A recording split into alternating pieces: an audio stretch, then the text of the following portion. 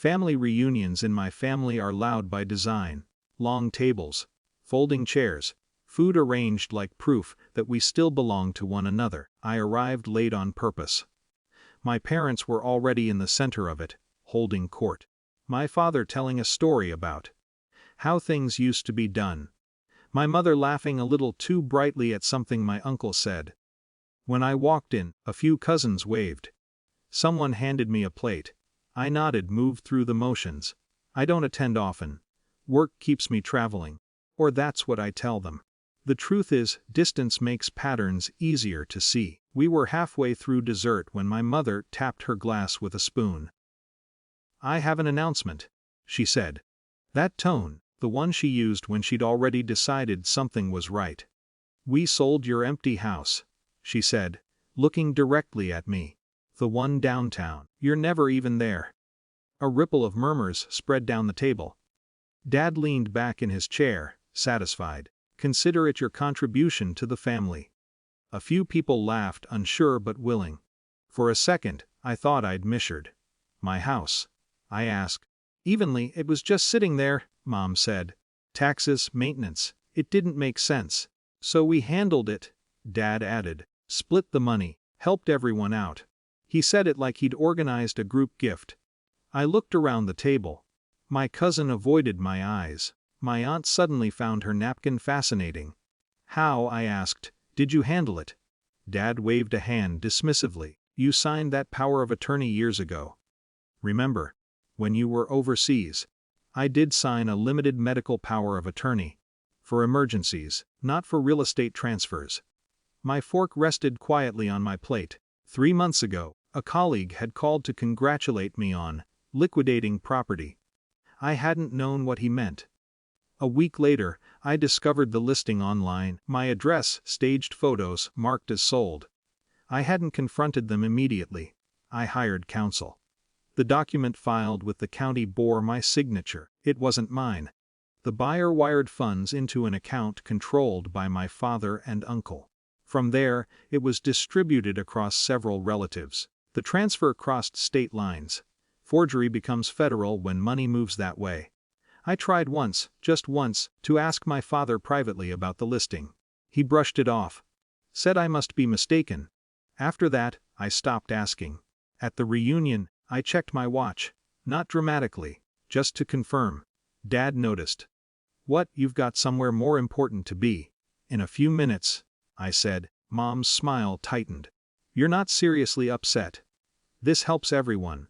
Across the lawn, beyond the line of parked cars, 2 dark SUVs pulled in slowly. At first no one paid attention.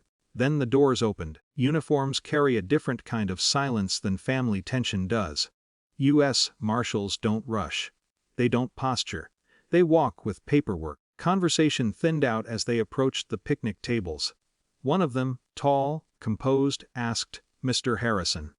My father stood automatically. Authority had always belonged to him in rooms like this. "Yes." The marshal held up a folder. "We have federal seizure warrants related to the sale of property located at..." He read my address precisely. The words "wire fraud" and "forged instrument" floated into the open air like something foreign. Dad's face changed, not dramatically, just incrementally. Confusion first. Then calculation. "There's some mistake," he said. "It was a family matter."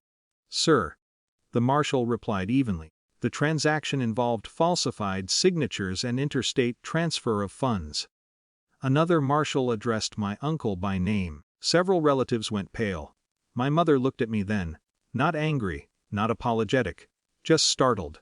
"You called them?" she asked. "I hired an attorney," I said. "You would bring federal officers to a family reunion. I tried to resolve it privately." Dad's jaw tightened. "You could have handled this differently." I considered that. Maybe I could have yelled. Threatened. Cut them off entirely.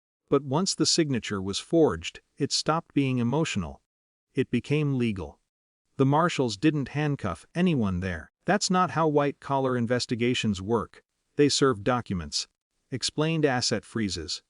Requested immediate cooperation. The celebration dissolved into hushed clusters of conversation. My cousin approached me quietly. I didn't know it was like that. I know, I said. That was the worst part. Some of them genuinely believed it had been consensual, framed as generosity, as helping. As the marshals returned to their vehicles, my father stood rigid, documents in hand. "You're tearing this family apart?" he said. "No," I replied. "I'm refusing to let it take more from me." He looked older in that moment, smaller. I felt no triumph. Just clarity. The house had been empty, yes. I traveled often. I didn't need the space. But it was mine. Autonomy isn't about occupancy. It's about consent. As I walked toward my car, the noise behind me felt distant. The reunion would not recover from this. Holidays would divide. Calls would become formal. Justice has weight. It settles into everything. I drove away without looking back at the lawn. Some losses are loud. This one was procedural and permanent.